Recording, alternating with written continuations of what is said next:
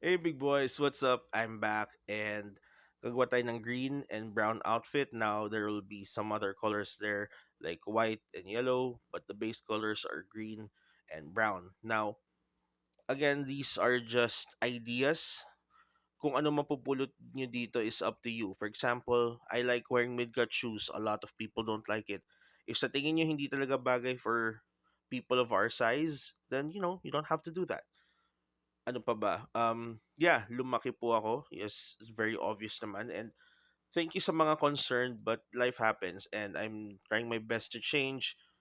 But hindi naman ako pwedeng hindi magbihis. It's actually gotten harder. So I'm just here to say na if you're big or if you're trying not to be so big, more power to you po. Right now, this is just me being a point of reference. Kung malaki ka, pwede ka pa rin manamit. Just look at me, I guess. Anyway,